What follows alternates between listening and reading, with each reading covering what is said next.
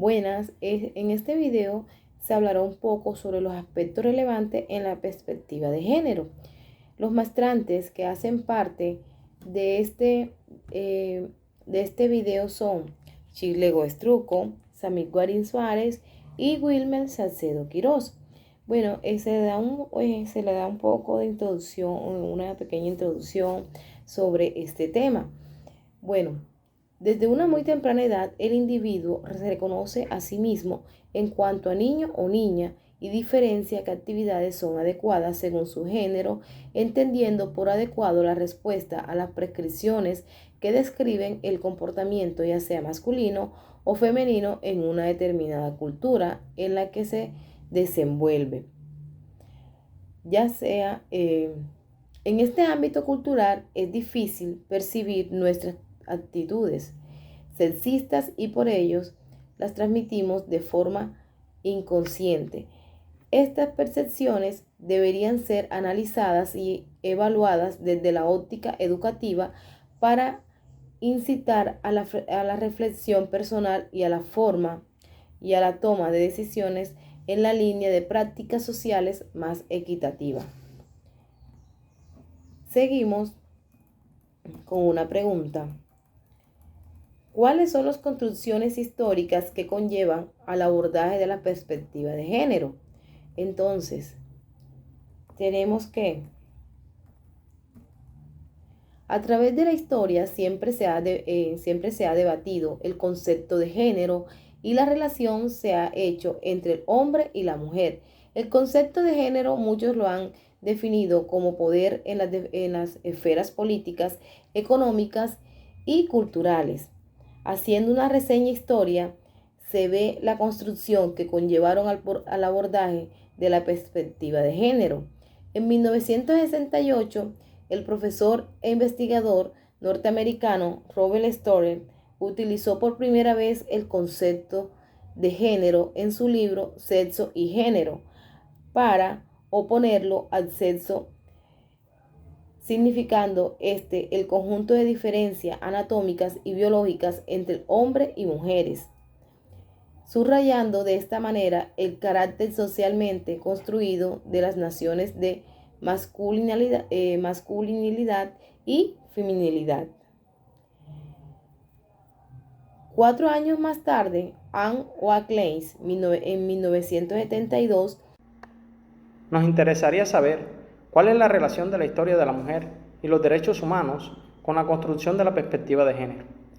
Los derechos humanos y la construcción de perspectiva de género han tenido gran relación en el transcurso de la historia, pues desde la segunda mitad del siglo XX empieza a considerarse cada vez con más fuerza que los rasgos propios de la feminidad y la masculinidad obedecen a la asignación de roles o funciones a cada uno de los sexos por parte de la sociedad. De esta manera, la expresión género, que en un principio tenía un uso meramente gramatical, pasó a convertirse en una categoría utilizada por las ciencias sociales para el estudio de las diferencias entre varón y mujer. Sin embargo, la noción de género como categoría analítica tampoco ha gozado de unidad de su significado, sino por el contrario, ha sido objeto de varias interpretaciones que suscitan cierta ambigüedad al momento de ser utilizadas. Para Aurelian Martín, al igual que otras nociones y paradigmas cardinales, en la investigación sociocultural no tiene una definición unívoca del género, ya que su significado está sujeto a constantes precisiones. La relación de la historia de la mujer y los derechos humanos con la construcción de la perspectiva de género ha sido una relación de luchas y guerras entre las direcciones de los derechos humanos. El movimiento feminista siempre ha estado defendiendo la idea de considerar a la mujer sobre sus derechos de ser tenida en cuenta. La argumentación racional trata de buscar la igualdad sin rechazar la diferencia. Considerar injusta la situación de la mujer en la sociedad responsabiliza a las instituciones públicas y considera que la acción política podría cambiar el estado de las cosas.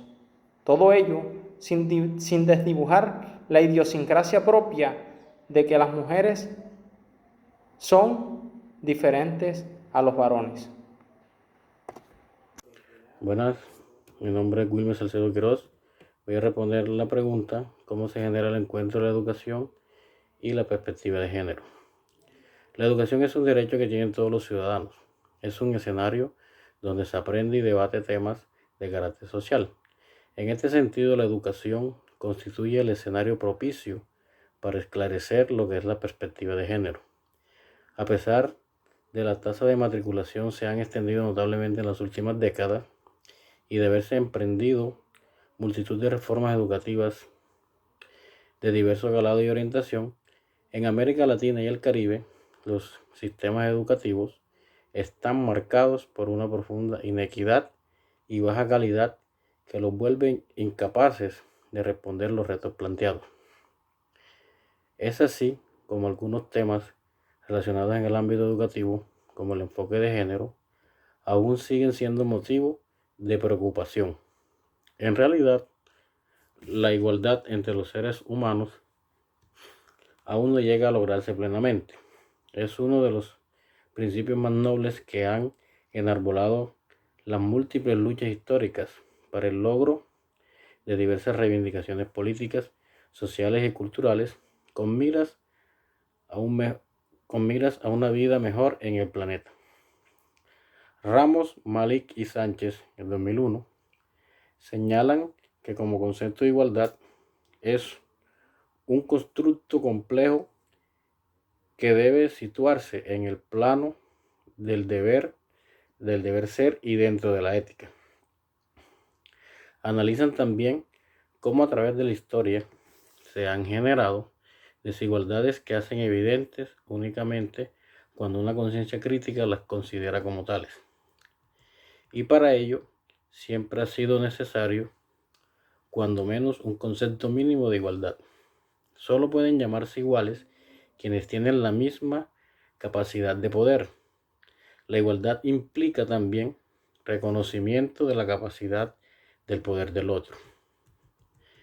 El encuentro entre la educación y la perspectiva de género se genera en la medida que la educación sea capaz de afrontar con igualdad los derechos del hombre y la mujer desde un aprendizaje de calidad y con motivación hacia la comprensión de las realidades entre la diversidad, la identidad y la cultura. El encuentro puede ser también antagónico debido a que en muchos países no existe la igualdad de género. Muchas gracias.